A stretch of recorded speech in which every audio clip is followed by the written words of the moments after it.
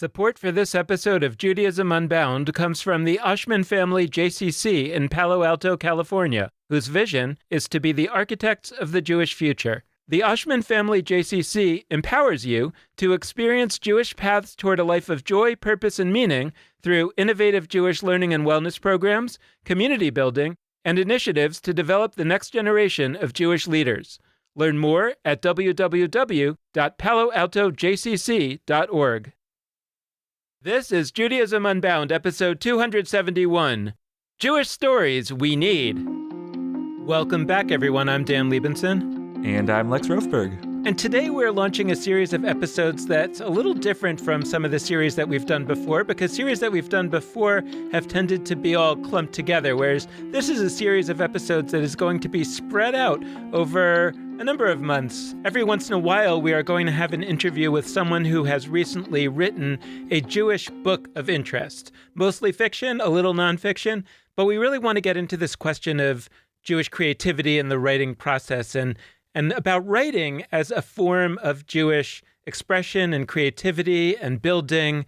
So we're going to do a bunch of regular series as well over the months ahead, and interspersed among those are going to be these interviews with authors of books. Now, this week and next week, we're going to be taking that 40,000-foot version where we're going to be talking about the big issues of writing with guests who have written books recently, but who also are going to reflect in a bigger way about the writing process. This week, our guests write books for middle grade readers, and next week's guest is writing books for adults. Our guests today are Sofiya Pasternack and Aimee Lucido.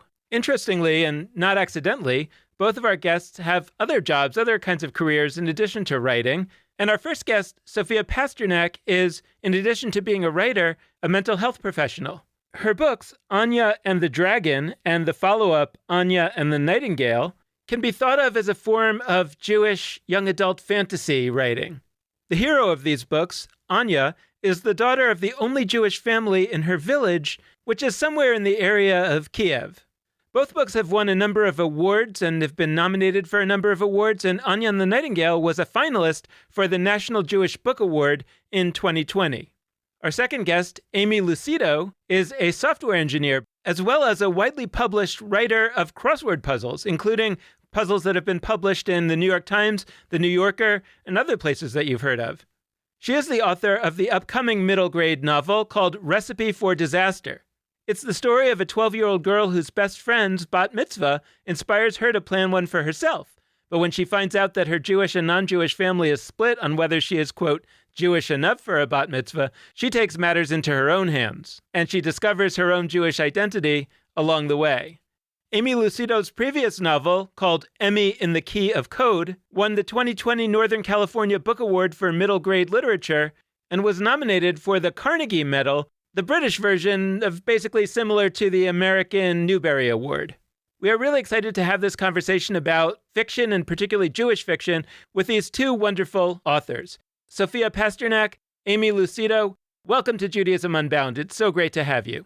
Thank you so much. We're excited to be here. Yeah, this is awesome. Thanks for having us. Well, I'm really excited to have you as somebody who thinks a lot about writing fiction, and I'm not really sure I have it in me. I have a story to tell, but I don't really know if I have it in me to write fiction. So I'm therefore always excited and admiring of anybody that's actually written fiction. So I would love to start by just hearing a little bit of the story of how each of you came to get in this, I'm sure, highly lucrative business of writing Jewish fiction for young people. I wrote my first story, I think, when I was like 6 or 7 years old. Like, I've always just liked making up stories. And then one day I figured out, like, oh, you can get paid for this? Like, oh, okay. And that became my dream job. And I didn't pursue that because why would I? And I got a bunch of other like medical related jobs instead, but writing the whole time. And Anya and the Dragon was, I don't know, it was kind of like my exploration of my own Judaism, because I wasn't raised Jewish, not really. Like, it was very vague. Oh yeah, in the old country type of thing, but we don't do that anymore. And then when I became an adult and I started getting into genealogy, and I realized, like, oh, okay, like my mom's side, my mom's dad's side are all Jewish, or they were. And I thought, well, I want to get more into that. And the writing of Anya and the Dragon was my own kind of, as I was learning about my family's religion, I was putting together this book as well. So her experience is very similar to my own, kind of that like isolation and not really having a community and that kind of thing, because like it's a joke, right? I'm in my 30s. It's hard to make friends now. And it's also hard to get involved in other communities. You just feel weird. So it has been very isolating, and I have a great community. I live in Utah. So it's a great community. It's a small community, but it is really awesome. But yeah, the book was a big part of it too. I guess I didn't really think about writing as being like a job that people had until I met an author, a friend of mine in high school. Their mom is a young adult author, and I'm still friends with this person today. And it's actually kind of cool because, you know, like they were the first author that I knew, and now we're friends. You know, writing a book and publishing a book was always something that was sort of like on my bucket list, I guess, but it was never something that I thought about as being, you know, something that like a human could do. Like, you know, authors were more, they were special in some way, not something that they just learned how to do and worked at. But then one summer, I was working at Google one summer, and for some reason, the team I was on got kind of disbanded and there wasn't enough work to do. And so I was like, I'm going to write a book. And so I wrote a book, and it was really terrible, but I thought it was great. And so I tried to get it published, and everyone said no, but I learned that I really loved writing. And so I kept writing books, and I ended up getting my master's of fine arts in creative writing while working full time as a software engineer, because, you know, you need to pay the bills somehow. So I was working as a software engineer. And the first book that I actually published was about coding. It's called Aimee and the Key of Code. And it's told in verse. And as my main character, Aimee, learns how to code, the poetry starts to kind of mimic the if statements and while loops of computer code. And, you know, the book got bought, it got published. And as I was thinking about like what to publish next, I started thinking about recipes and poetry, and how recipes can sort of tell the story of a family. They can sort of tell a lot about an individual, like what sort of foods they cook and what holidays they cook for. And the second I started thinking about food, I started thinking about my family, and particularly my Jewish family, which is half of my family. And I had never, you know, written about Jewish things before, but Judaism and food were so intricately linked in my head that I started writing the book that is now Recipe for Disaster. Recipe for Disaster is about 12-year-old Hannah, who comes from a family kind of like mine, where her mom was raised Jewish, her dad was raised Catholic, and she feels like she kind of doesn't really belong to either because she doesn't practice either. But she lives with her grandmother, who's very Jewish. And so her grandmother is telling her, like, you're Jewish because I'm Jewish. And her parents are saying, you're not Jewish because, you know, you don't do anything Jewish. And so just like me, she kind of has this question of like, do I count as Jewish? And so she, one day, you know, her best friend has her bat mitzvah, and she decides that she wants one too, but she has to go behind everyone's back because of different views of whether she should even have a bat mitzvah. And so that was sort of my first foray into like specifically Jewish literature. And I kind of came in through the back door in some ways. It was very much like format first, and then what does that inspire in me? And turns out I had this big question about, do I count as Jewish? And that is what came out in the book. As people who are in the world of Jewish literature, give us a little bit of a bird's eye view. We're going to be talking with a lot of different kinds of people who write different kinds of books, some nonfiction, some fiction. And I'm curious how you would sort of describe this universe of, I'm using the phrase Jewish literature. Is that even a good phrase? Like, what are we talking about when we talk about Jewish literature, or when we talk about Jewish young adult or children's literature? Or what should we be talking about, maybe? That's an interesting question. It's a big question, because I think the definition of that has maybe changed even just in the last couple of years, at least in the last decade or more. I'm trying to remember if as a kid I had any picture, like when I say kid, like a young kid, if I ever read any picture books that were like about even just Jewish holidays, like I don't even think I had that. As I grew up, some of my favorite books when I was young middle school were Number the Stars, The Devil's Arithmetic, Holocaust books, essentially. And I went through a phase where I was like obsessed with Holocaust books. And I feel like that's a pretty standard thing for young Jewish kids. And like I've done a lot of like soul searching onto why I obsessed over these, especially given that I didn't necessarily consider myself Jewish for a lot of my life. And I think it's because on some innate level, I saw myself in these books and even if I wasn't like conscious enough to say that, but even with my limited exposure to Jewish literature as a kid, I feel like even the two categories of Jewish literature that I mentioned for kids were Holocaust books and holiday books. And I think those are absolutely the kinds of books that get the most airplay. Sofiya, would you agree with that? Yeah, Holocaust books, right? You can have kids read it around Holocaust Remembrance Day. And then with all the holiday books, especially I feel like Hanukkah books and Passover are the two big ones because they are so familiar to non-Jews and they line up with Christmas and Easter. So like they can be marketed better. If you have like kind of the more obscure holidays, those don't tend to do that well. I say obscure for non-Jews that don't have a Christian holiday right there that they can kind of be like hooked onto. Those don't do quite as well. So there are a lot of Hanukkah books and a lot of Passover books, but not a lot of like Sukkot or Shavuot or anything like that. But I think that actually raises an interesting question about if you're going to write, quote, Jewish books or books for Jews, then you're almost by definition entering into a relatively small market. And then the question is, I think, is like, well, why do you do that? Either because you actually really care about that or you can't write anything else. I mean, I think that my situation would probably be like, well, I don't really have anything else to say.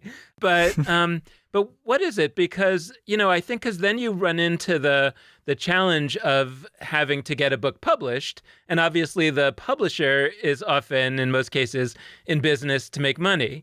And then therefore they are wanting to reach I would imagine, again, you tell me, but the widest audience possible, or at least the biggest bang within the small audience, which is going to be, like you were just talking about, aligning it with a Christian holiday or a more general holiday. So how do you, as a writer, think about, well, what am I doing with my life? How do I want to situate myself in this business? Because it may be that the thing that I really want to write about is not necessarily the thing that's what they most want to publish. We talk about marketability, and I think a lot of times Jewish books that don't have the Holocaust angle so that they can be taught during like World War II unit, or the holiday angle so they can be put on display during Christmas and Easter as like alternatives. Oftentimes they're sort of in this weird zone of like, well, we don't publish like religious books. So we don't want to publish this book about Judaism, but also, in the last couple of years, portraying diverse cultures in children's literature, especially, has become more and more prominent. And so, but it's just sort of this weird, Judaism kind of falls in this weird space where it's like, well, we don't really want to publish books about God, but we also want to publish diverse voices, especially because so many Jews are white also, or at least I am a white Jew. And, a lot of Ashkenazi Jews are white, which is often the type of Judaism that is not correctly considered the like quote unquote default. And so when I entered the world, I feel like the world of Jewish kidlit, I feel like I kind of came in at this very strange moment where things were like starting at the very first steps of kind of expanding beyond what was a quote marketable Jewish kidlit book.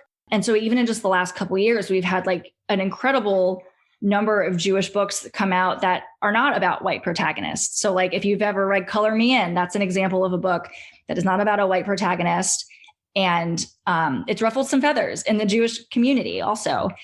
And so it's,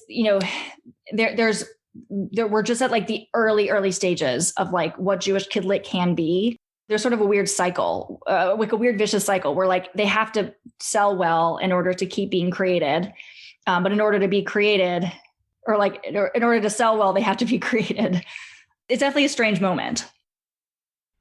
To me, that's like a hidden constituency, book publishers that actually have an immense amount of power over Jewish experience. And I'm going to say Judaism, like not just Jewish culture or like Jewish literature. I'm going to say Judaism, because the people who publish books and make choices about what is marketable, what isn't, what's going to get that space on the bookshelf, what's not. Like, those people are not just doing like an interesting sidebar kind of cultural work. They're doing something that, like, I mean, Aimee, you just mentioned Number the Stars and Devil's Arithmetic. Those are books that I read also. I think I was assigned to read them, interestingly. I was assigned 2 Holocaust books. So that tells you something about what, Jewish spaces. One of those was assigned in my secular classroom, Number the Stars.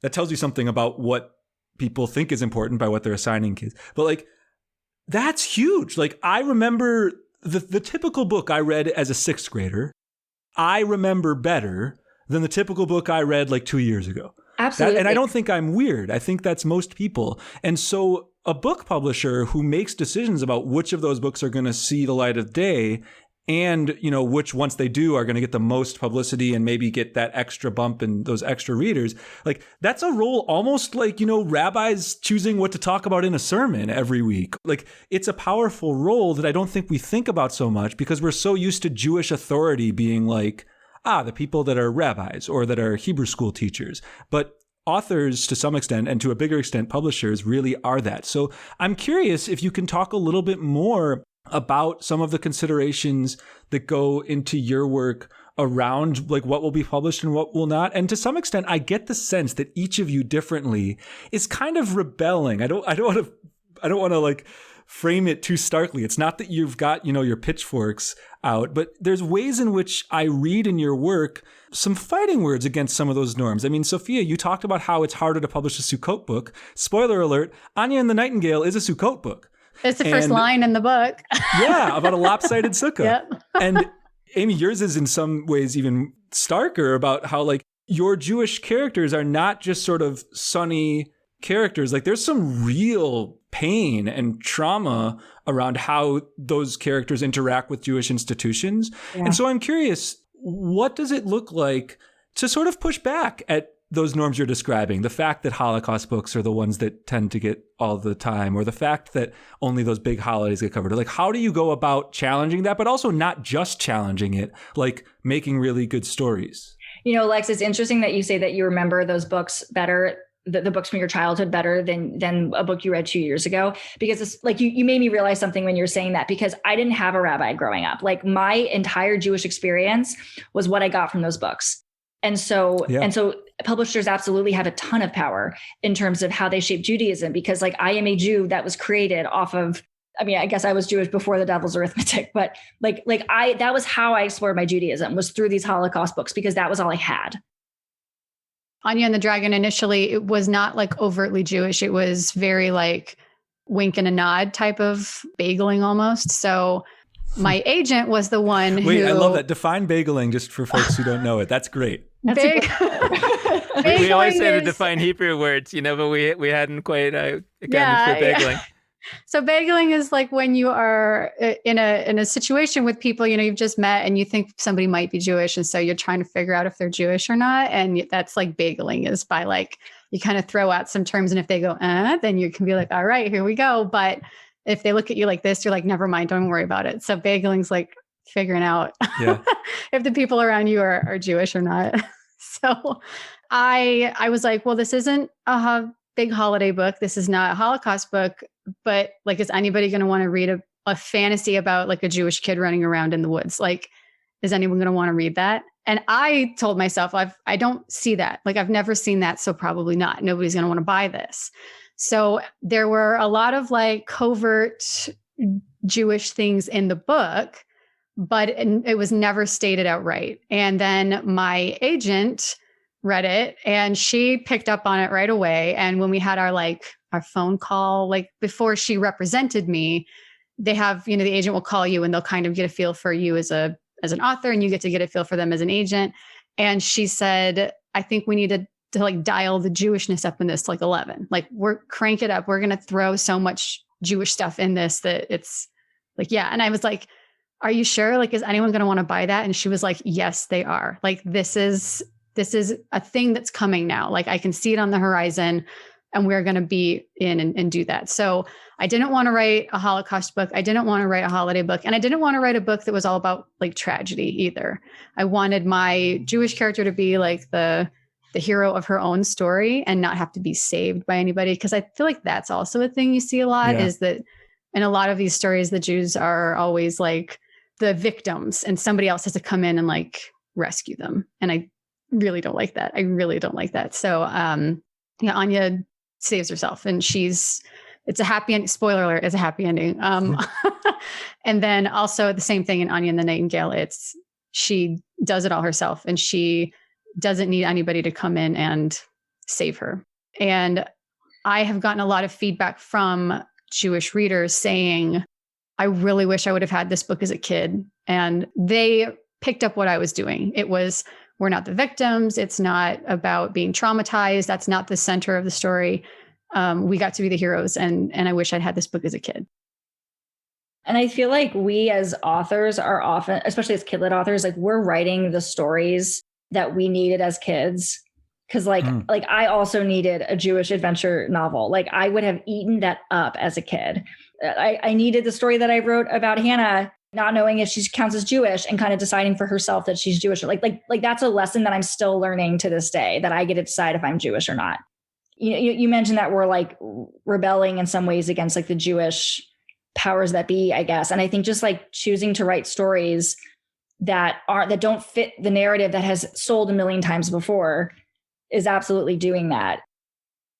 Aimee, I'd love to go to you specifically on this one. I mean, so first off, we've known each other a while, but we didn't know each other well in college. We went to college together.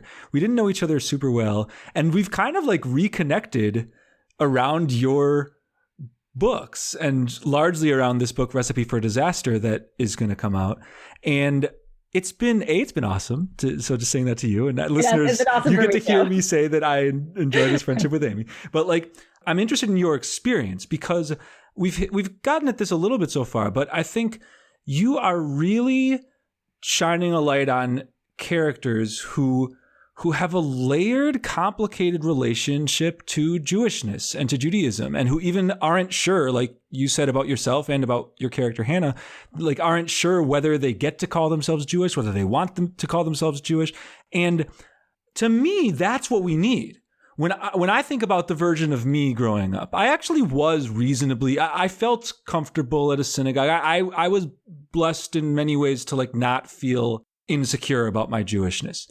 I still think I needed your book. I think I needed it maybe more, because what your book does is it takes characters. I'm going to try not to spoil too much, but it takes characters and it shows how in sort of everyday kinds of ways, little stuff at a bat mitzvah that some friend says, little moments of family interaction at different points, little things can have a huge impact on somebody's Jewishness, on their perceived Jewishness in themselves, on how other people talk about them. I know I don't want to say that you have like a big agenda. I feel when I talk to authors, they tend not to like it when I ask set questions that imply they're trying to change readers a specific way or whatever.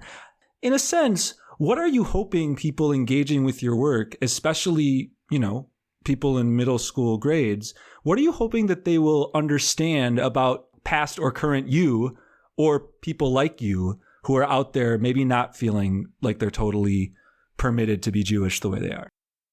Yeah, I definitely think when I write books, I write for a young version of myself, and I also write for an old version of myself. Like I'm writing, I don't write stories that have answers that I know already going into it. Like I write to figure things out. And the fact that I wrote a book, now I'm 30, but at the time I was like 28 when I started it. The fact that I at 28, 30 was still caught up on this question of, do I count as Jewish? I think that shows like how deep-seated that insecurity is. I guess I didn't realize how universal that insecurity was. And the older I've gotten and the more I've sort of explored my own Jewish heritage and like the experiences of Jewish friends and, how they are similar and how they're different, that insecurity with Judaism is so much more common than I thought. Like there was a moment where I was thinking about God and how God relates to Judaism and like if God has to be a part of Judaism or not. And I posted a question on my Facebook page and I said, like, are you Jewish? Do you believe in God? And the variety of answers I got, not just around do they believe in God, but if they count as Jewish or not, was really insightful. Like a lot of people would say like, well, I am technically Jewish. I do not believe in God. Or like, I believe in God. I was raised Jewish. I'm no longer Jewish. But like, it just got me thinking how necessary it is for those kinds of conversations. Like if we pretend that every Jew feels comfortable being Jewish, then we're saying if you don't feel comfortable being Jewish, then you're not Jewish.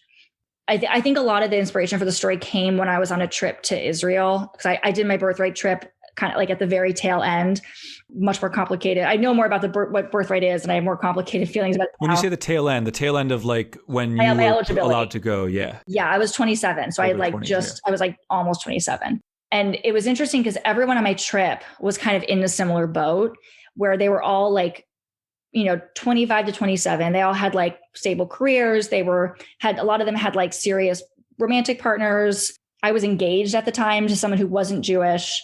Now I'm married to this person who was not Jewish. And the amount of conversations I had with people who were like, well, I haven't gone on this trip earlier because like, I'm not really Jewish, or like, and actually one of the characters in Recipe for Disaster, her backstory is in some ways based on someone I met on that trip whose mother died when she was young. And the person who she thinks of as her mother is Jewish and raised her Jewish, but she kind of like confessed to me, like air quotes around confess, that she wasn't actually Jewish because her birth mother wasn't Jewish. And the fact that she felt the need to like add this caveat when like she has had more Jewish experiences than I have. Like I believe she was bat mitzvahed, and I don't know that for sure. But she went to temple growing up. She like knew more Hebrew than I did. The fact that she felt like she needed to add that caveat, I thought was really telling. And the number of people that I met on that trip that, they're like, well, I was bat mitzvah, but I haven't been inside of a synagogue since, or people who were like me, who were not bat mitzvah and felt like that's a rite of passage that they missed, or, the way we spoke to the Israeli soldiers who were like, these people are all dating non-Jews. What are they thinking? Like they can't be Jewish because they're not marrying, they're not going to raise a Jewish family if they don't marry a Jew. It really highlighted to me how universal that experience was of not feeling enough. Sofiya, I have a question for you too that, I don't know if Aimee planned this, but it ties to what Aimee just said.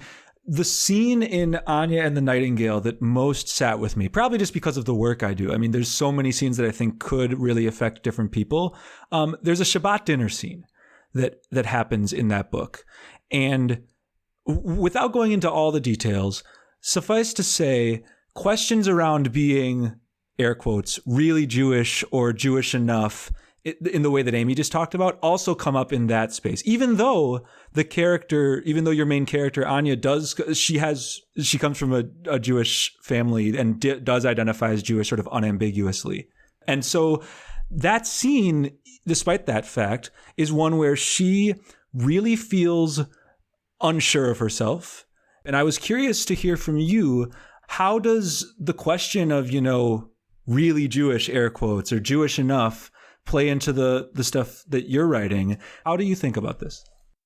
So Anya's experience is, for context for people who have not read the book, in Anya and the Dragon, her grandma was Jewish, her mom was Jewish, she is Jewish from like the matrilineal line. Her father is a convert, and they're the only Jewish people in their village, or the only Jewish people that Anya knows and that her mom knows. Like they never knew anything else. Her grandmother is a refugee. Historically speaking, there was a country called Khazaria, which was may or may not have been Jewish. There's some disagreement in the historical record, but in my story, I imagine it as a Jewish nation. And Sviatoslav the Brave destroyed it. And her grandmother is basically a refugee who fled from her homeland that was being destroyed and is living purposefully in as small a Jewish community as she can because of that trauma and because of that fear of, if we gather in too large of numbers, they will find us again and we'll all get killed again. So Anya has never met anyone Jewish outside of her family. She has never met Lev Rabbi or anyone who's, an official, I guess, like educator.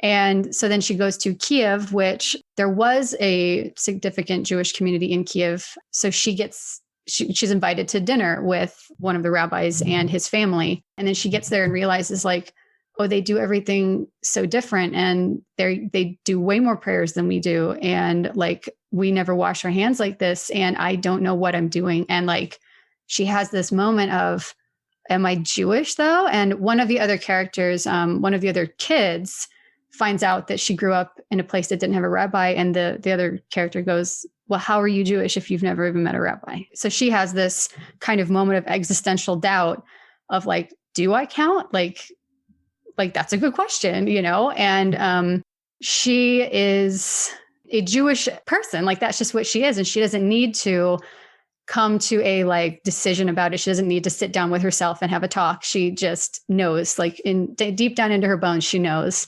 And I have come up against that. Like, do I count? Am I Jewish enough? Question.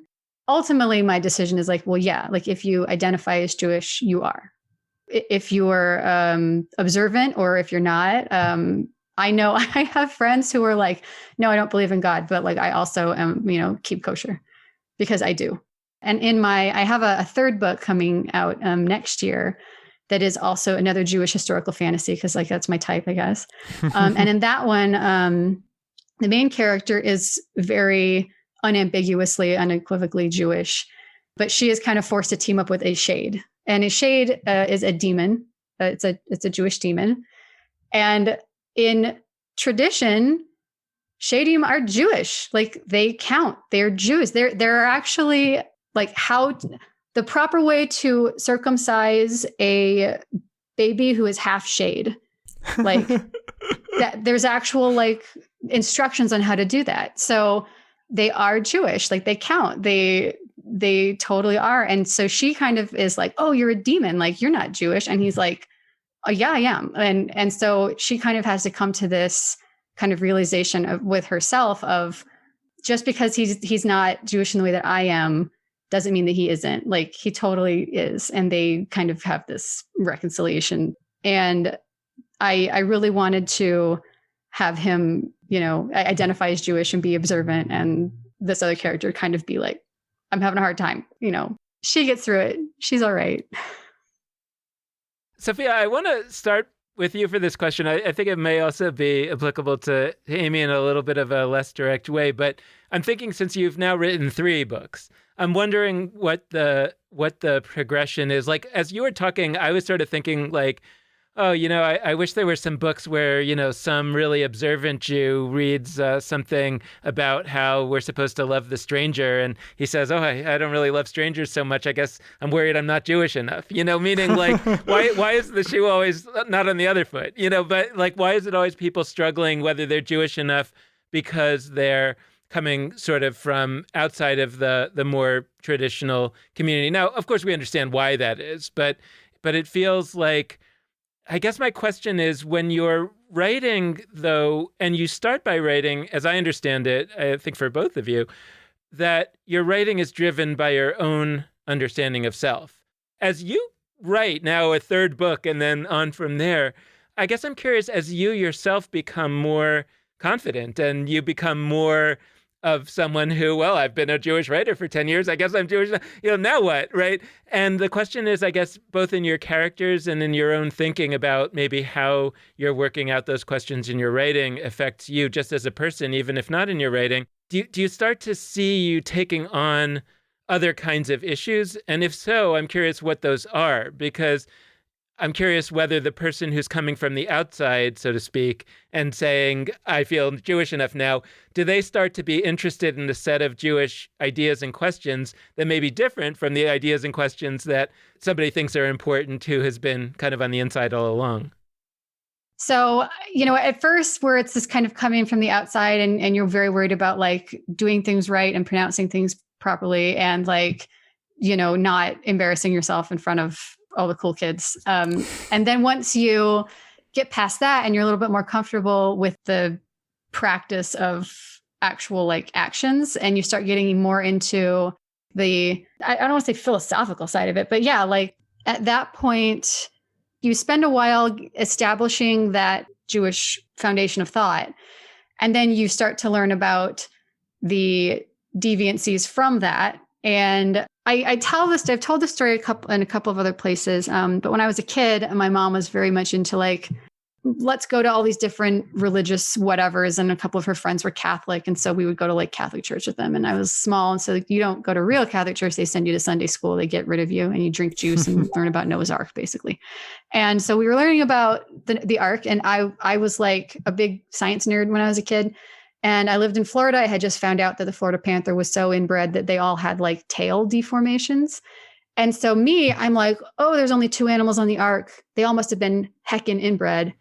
And so I wonder what animals looked like back then. It's been a while. It's been a couple years. They must have changed a lot because of all the inbreeding. And so I raised my hand and I was like, hey, what did the animals look like on the Ark? Because they were different because of all the inbreeding.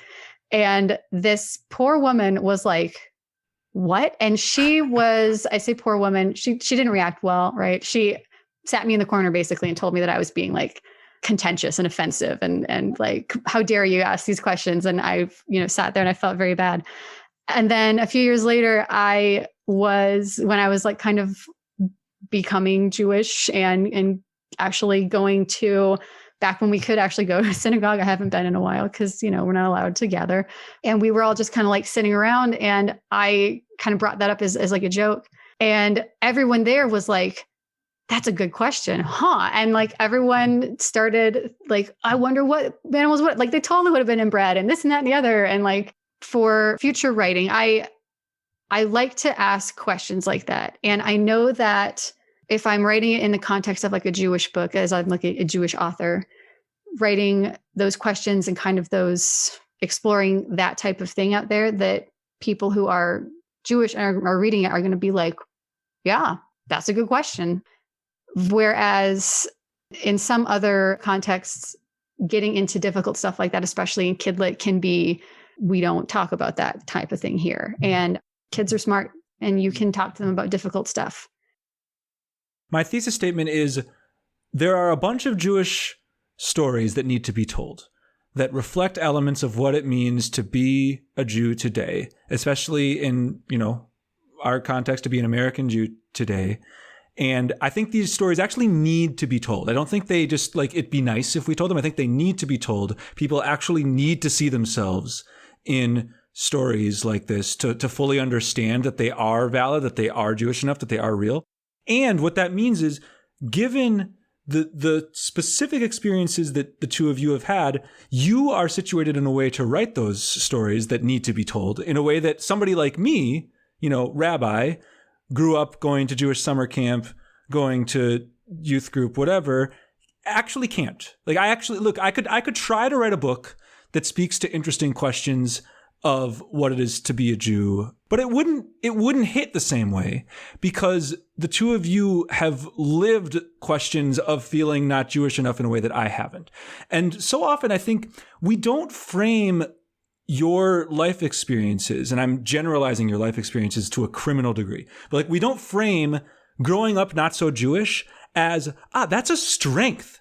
That actually means you are situated to write these books in a way that I couldn't. Like, there's a deep commentary that Anya sort of illustrates about growing up in specifically a community that doesn't have a lot of Jews. And I didn't grow up in New York City, but I grew up in a place with a lot of Jews around in Milwaukee. And shining a light on the real life experiences of people who grow up in a place like Utah. I happen to know a bunch of Jews in Utah. That's another thing. But like, for people who live in places like that, having a book where they are actually the centerpiece, that needs to happen. That's not optional. That needs to happen because those are precisely the kinds of people who, without such stories, will absolutely feel that their Jewish is not right or proper or good. So I'm like really grateful that you did that. And I guess I'm just curious about what stories do we still need? You're both still writing. And I don't know the degree to which you understand your future books as Jewish books or other books, or that whole genre thing is silly. But like, what do we drastically, deeply need in our society today for children to experience in their books? Like, what do we still need that hasn't been done yet? Something that we've been kind of discussing in like other channels recently is like the danger of a single story. When there are so few Jewish stories, each one runs the risk of being the only the only example of a Jewish person that someone reads. You know, if you're going to present a Jewish character who is not a good person and someone who is outside of the Jewish community reads it, there's like the risk of them reading it and having it be the only Jewish book they ever read. And it's like, oh, those Jews are not good people. But that's only a risk if there's like only a few Jewish stories. The more Jewish stories there are, the more that each one can kind of stand on its own merit. And like, you don't have to worry about like, is my book representing all Jews perfectly? I want to write complicated Jewish characters. And I want my book where they literally debate Judaism to exist alongside a book that is where there's just incidental Jewishness and the story is something totally different. And I want to write books about people who feel too Jewish and books about people who feel not Jewish enough. And like, I want like all these books can and should exist simultaneously. We should have hundreds and thousands of Jewish authors who all feel empowered to write these experiences, and the more books we have that showcase different kinds of Judaism, the more kids today who read them will grow up and want to write their own experiences, because those books didn't exist when they were kids. And it's just going to keep growing that way.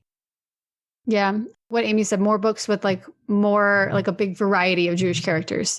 Characters like Anya who are very solid in their Judaism, but then are challenged from the outside. And then the people who are very inwardly like not that comfortable with it. People who decide ultimately that they don't want to be Jewish anymore. Like, I think that all of that is valid. And I think that, especially when we're talking about like children's books, by kind of having all of that out there, you are telling all of these kids who may or may not feel Jewish enough or feel too Jewish or feel whatever, that like their experience is valid and it is okay to feel that way. And you're not weird, you're not wrong, you just are, and it's okay. I think my question as somebody who's not really a writer is, can you write fiction that's not fundamentally about you? And I think that I mean that question in a couple of ways. One is that even if the character is not really like you, but it's still just inevitably working out your own questions and your own, because that's just how it is to be human, and that's what it is. Or is it that a really good writer is like, you know, a craftsperson? I mean, I could tell all sorts of stories. They don't only have to be about me. You know, part of why I'm asking about that is because if it's the case that there are a lot of people out there that have been kind of marginalized by the Jewish community as it has been. I think about the beginning of Anna Karenina a lot, you know, where Tolstoy says that every happy family is the same, but every unhappy family is unhappy in a different way. You know, everybody who's been marginalized by the Jewish community has been marginalized in a different way. And some are atheists, and some are trans, and some are queer, and some are women, and some are, you know, been told that their parents aren't Jewish enough, or whatever the reasons are. And I guess my question is like, we need all of those stories told. And number one is like, how do we get all those stories told from a kind of, you know, can one person just be a good enough writer that they tell all those stories? But if it turns out that you have to be from those groups, then I go back to economics. And I didn't really mean to dwell on economics today, but I think it may be also of greater applicability beyond writing. It's like maybe we need a world in which, from a Jewish standpoint at least, there are a lot of people who are doing some of this kind of creativity work that we need. And I'm not only talking about writing fiction, but not as a full-time profession, or maybe they're not doing it in the Jewish world full-time. They're a full-time writer, but they only write a Jewish book once in 10 years or something like that, you know, because I'm just sort of worried that there isn't like that market already there for people to make a living doing what we desperately need them to do in the Jewish world. And how do we deal with that? The first thing I want to say is I don't think that one person can write every Jewish story. And I don't think they should, because I should not get paid to tell someone else's story. Like, that person should get paid to tell their own story. I think the economics question is really important. And especially given that how class plays into race, and especially how class plays into whether or not you can like be in publishing on either the writer end and also the publisher end, because a lot of, like, not to get too in the weeds about like publishing stuff, but like starting salaries in publishing can be like $32,000 and you have to live in New York City. And that's where there's a reason that the vast majority of people who are in publishing have money from family. And also just because of how class and race intersect are white. So the economics are absolutely an issue. The personal example I give whenever I'm talking about like, can you write stories that aren't about you? But the example that I like to give is when I was starting with Recipe for Disaster, It was not the story that it is now. It was not the story of somebody who doesn't feel Jewish deciding to have a bat mitzvah. It was the opposite. It was somebody who comes from a more religious Jewish family who did not want a bat mitzvah, which was the story that I had sort of like that. That's a more typical story, because like most of the stories that had been published were from people who felt like they were part of the Jewish community. The story that I ended up going with was more personal to me, but also it's like potentially more needed because it doesn't exist. But the reason I ended up switching it was not because of like a marketing, like, you know, like it makes more sense to write this because it's needed. It wasn't because of that. It was because I was incapable of writing the other one. I tried for like multiple months to write a book about somebody who comes from a more religiously Jewish family who does not want a bat mitzvah. And I didn't know how. I didn't even know what I didn't know. So I was reading books and I was asking friends questions, and I had no entry point. And there's been a lot of discussion about people who write outside of their lived experiences to different degrees. And generally people who try to write significantly outside of their experience are often met with a lot of derision, because people who are writing within their experiences about the same topics are often not given the same like level of marketing. And I think a lot of the reaction when people who are not in the industry, when they see those stories, oftentimes they're like, well, you know, you're a writer, you're a creative person, like you should be able to, you know, broaden your horizons and like, you know, jump into any, like I'm on a dragon, but I'm writing about a dragon. When you're actually in that moment where you're trying to write a book about something that's not something that you have experience with, the amount of understanding you'd have to have is so daunting. It's like, well, either I'm going to like move to a shtetl for a couple of years and like be so immersed in that culture that I'll be able to like understand it so intimately that I'll be able to write the book, or I'm going to have to just Google. And like one of those is going to be a lot more effective than the other, given that all I can do is Google. Like, I think theoretically there exists a world in which, yes, I can immerse myself in this culture for many years and I could write a mostly authentic book. But most people who want to tell stories that are outside of their experience are not going to immerse themselves in that culture for many years. And it's also kind of like, why should they? Like, there are people who have that experience and publishing has sort of routinely dismissed them or, you know, because publishing is typically so white, Christian, heteronormative, cisgender, they wouldn't even necessarily know the difference between a book that was written authentically and a book that was written inauthentically. I wouldn't know the difference. Like, I don't even know what I don't know. Never has that been more clear to me than when I tried to write my book in the opposite direction of what I ended up writing, because I was just completely incapable of it. I really appreciate the way both of you at the beginning were reflecting on, you know, what stories largely have been told. Sofiya, I love the way you talked about how like Jews are so often the victim in these stories. They're saved in some way. And you kind of wanted to push back on that and have your Jewish heroine save herself and save others. You helped me crystallize something, both of you, which is, I think we're actually very comfortable with Jewish literature, Jewish film, Jewish cultural stuff, where the role of Jews is that victim, where the power players are not Jews. So that's why Holocaust literature and Holocaust film works so well. I think it's occasionally why other kinds of genres can work well. What I think we are less comfortable with, and maybe what some who publish Jewish books or who look to get folks to read Jewish books are less comfortable with, is a Jewish victim where actually the force inflicting pain is Judaism or is Jewish institutions or is Jewish trauma.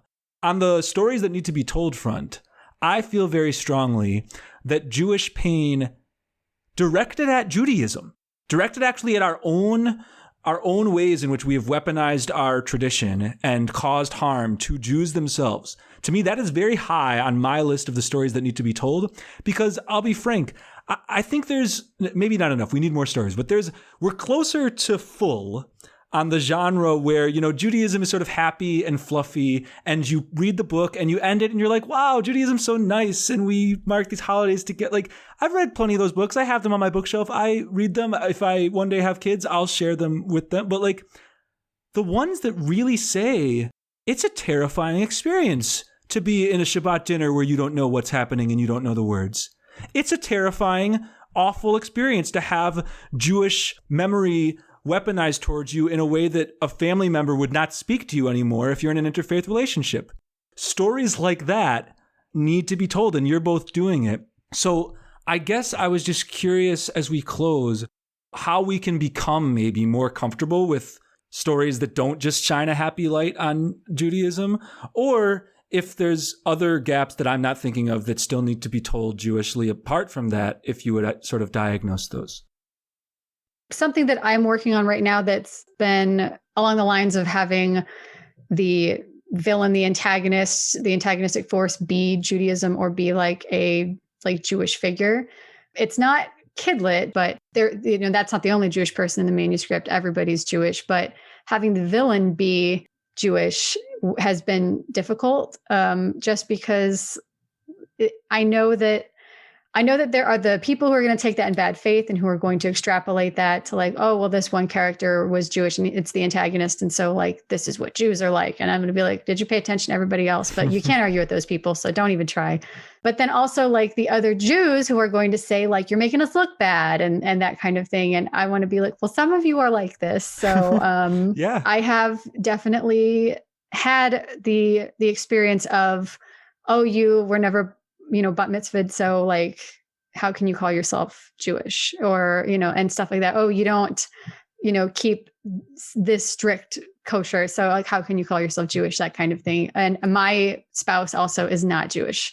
My mom's side of the family is, but my mom didn't practice. My mom's nothing. My mom's a hippie. Like she's nothing. So like, and then again, it's like, well, how can you call yourself Jewish? Your mom wasn't Jewish. And I'm fine with like ignoring those people, but it's taken a while and I'm still a little bit uncomfortable and I almost still feel like a little bit of an outsider. And do I have the right to make my antagonist Jewish? Do I have the right to to shine the negative light on Judaism? And like, is this just going to give those people more of a reason to be like, see, we told you that she's not Jewish, like push her out.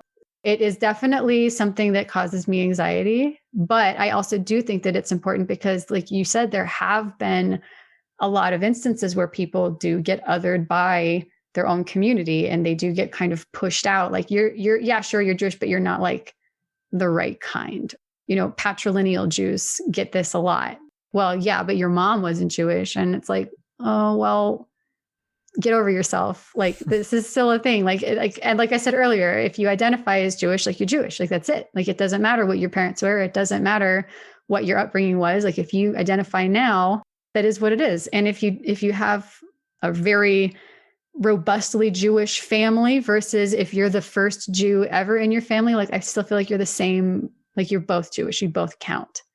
There was a time when nobody was Jewish. There was a time when somebody had to become Jewish. There was a time when we had to have converts in. And like, I feel like people forget that, like they like to say, well, sure, you're Jewish, but not like really, wink, wink.